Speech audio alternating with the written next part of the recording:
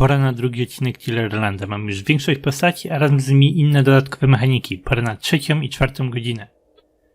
Jak mówiłem, w grze znajdują się fabularne znajdźki i w aktualizacji podali nam więcej szczegółów, jak te kartki znaleźć. Pojawią się na podłodze w jednym z pokoi pomiędzy 30 a 60 sekundą rozgrywki. Zniknie na dobre, jeśli ją miniemy. Niektórzy ludzie znaleźli kartkę we wstępie, ale wieść mówi tylko o konkretnych godzinach, więc nie powinna się była tam pojawić. Nie wiem, czy jest to po prostu niedokładna informacja, czy może zmienili to w wersji 1.07. Jeżeli znaleźliście kartkę na powierzchni w najnowszej wersji gry, powiedzcie.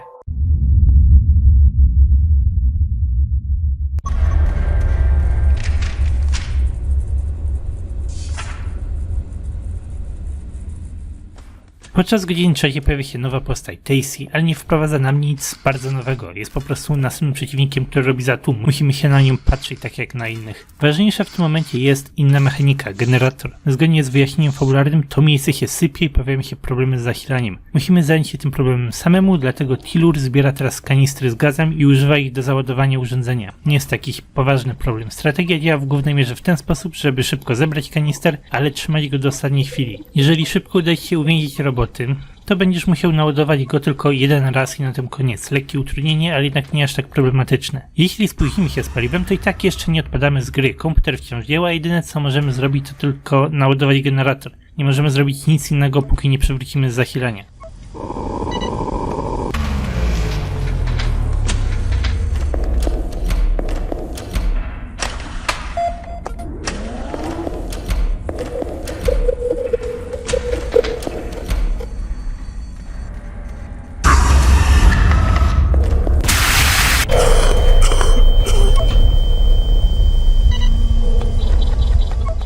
Wydaje mi się, że mechanika byłaby lepsza, trudniejsza, gdyby awaria generatora rzeczywiście kończyła grę, ale domyślam się, że nie byłoby to aż tak przyjemne. We FNAF 1 można było przynajmniej błagać RNG o to, że 6.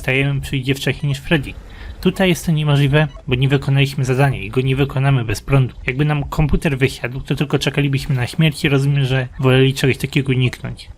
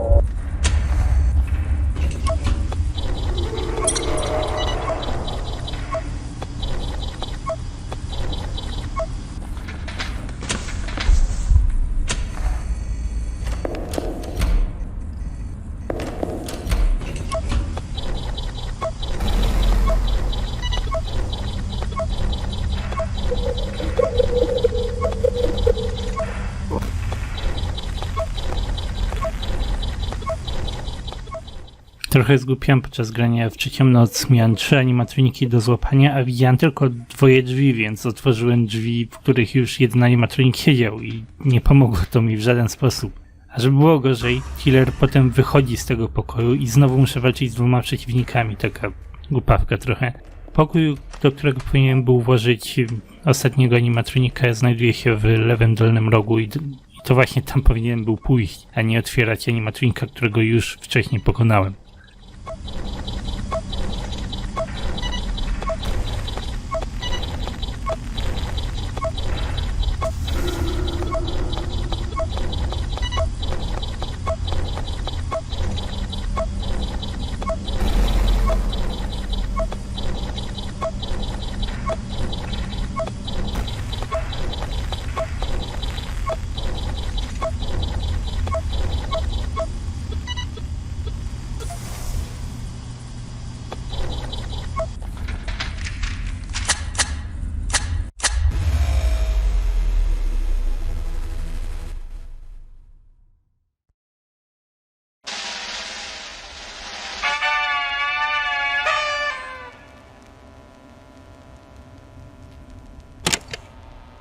They were meant to be taken apart. Modified. Tampered with. He should have known. One day it would all be compromised.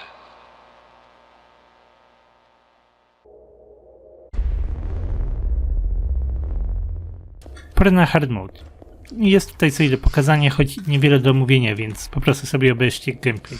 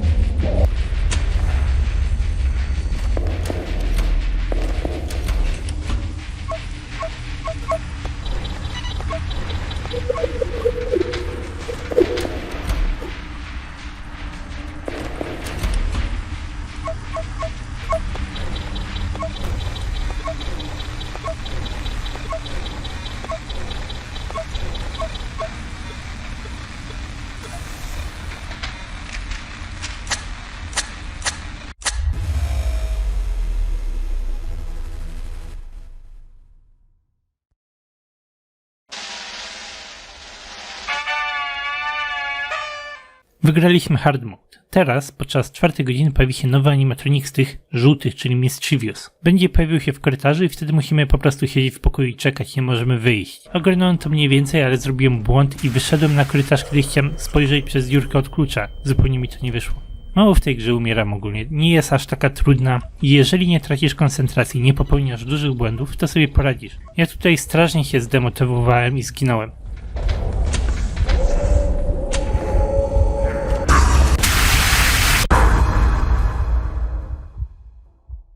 Co ciekawe, gra z jakiegoś powodu blokuje mnie po każdej przegranej. Nie mogę nic zrobić i muszę zrestartować grę, żeby kontynuować. Bez sensu trochę. Dziwne, że zdarza się to tylko mnie, nie jest to żaden popularny problem.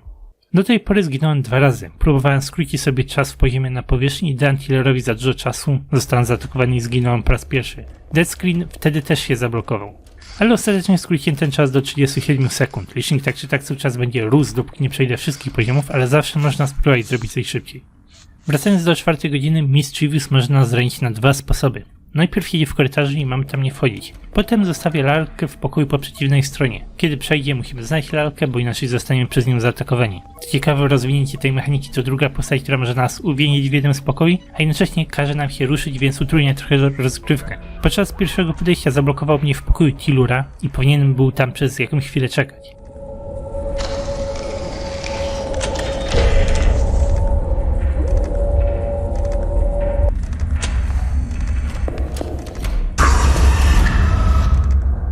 Lalka jest zabawnym tematem, bo słyszałem, że fabularna kartka może czasami pojawić się pod lalką i klikając na nią zbierzemy obie te rzeczy całkiem przypadkiem. Może to być bardzo użyteczna postać, jeżeli mamy w ogóle przypomnieć sobie, żeby rozglądać je po podłodze, bo może ta kartka będzie obok niej i pójdziemy trochę do przodu z fabułą. Ciekawy temat. Podoba mi się ten styl znajdziek.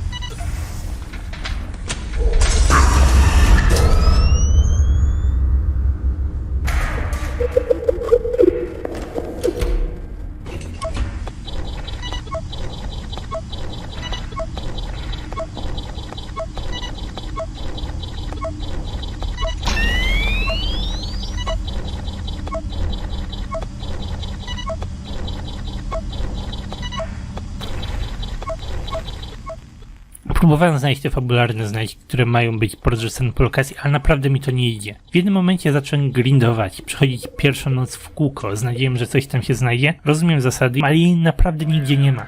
Rozmawiałem z kimś na czacie, zdobył wszystkie 5 kartek, podczas gdy mnie nie udało się zdobyć ani jednej, męczyłem się ponad godzinę. Do niczego konkretnego to nie doprowadziło, naprawdę.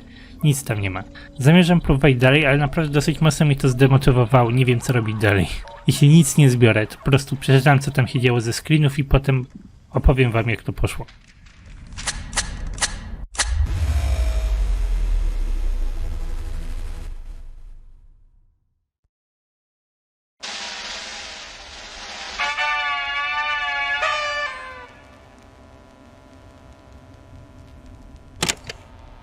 One more step until the plan is complete. The clock is ticking.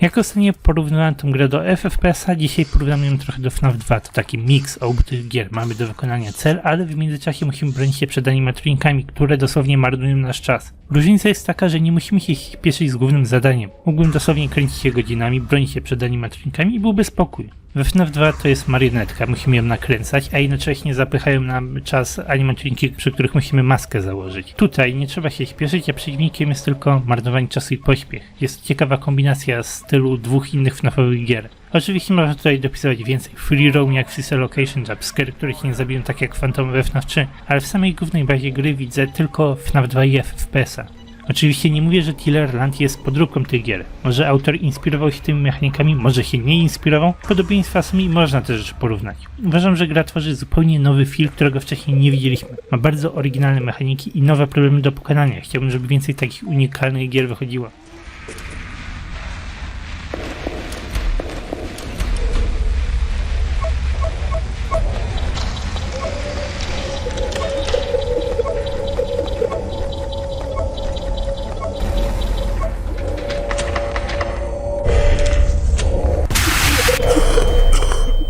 Ostatnio słyszałem o remake'ach The Return to Freddy's i muszę powiedzieć, że gry dobrze wyglądają. Wzięli stare gry, złożyli je do kupy, żeby jakoś wyglądały, dołożyli coś nowego, ale nie zmienia to jednak faktu, że gry nie tworzą nam żadnego nowego doświadczenia. Zmienili latarkę na lampkę, to wciąż jest ta sama mechanika. Gra ma 2 marionetki do nakręcania i tyle. To jest wciąż FNAF 2 na sterydach. Tymczasem Tillerland jest oryginalnym spojrzeniem na mechaniki z FNAF 2 i FPS. Naprawia niektóre rzeczy, tworzy nowe rzeczy, to zupełnie nowe doświadczenie i bardzo mi się to podoba. Tyle mam do powiedzenia na temat mechanik, przynajmniej na dzisiaj. Gra jest dobra.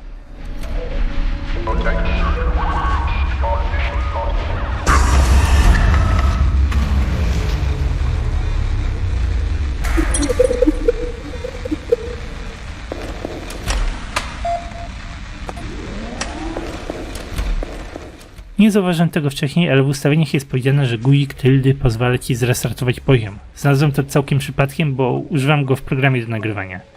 To dosyć użyteczny guzik, zwłaszcza kiedy próbuje się zebrać kartki. Widzisz, że jest już za późno, musisz zacząć od nowa, więc restartujesz grę i robisz to w kółko aż do skutku. Co jednak ciekawe, uważam, że tylda jest dosyć silnym cheatem. Jeżeli będziemy sobie restartować grę w niewygodnych sytuacjach, to będziemy mogli się chwalić przez znajomymi, że mamy bardzo dobre wyniki, bardzo krótkie czasy na każdej godzinie, a jednocześnie mamy 0 śmierci w całej grze. Pierwszy jumpscare ci nie zabije, więc kiedy go dostaniesz, natychmiast resetuj grę i jesteś bezpieczny. 0 śmierci. Za którymś razem na spokojnie pokonasz wszystkie postacie bez żadnego zadrapania i to w każdym poziomie. Ciekawi mnie, jak to miałoby też wyglądać w Custom Hour, ale mówię, to jest taki cheat trochę.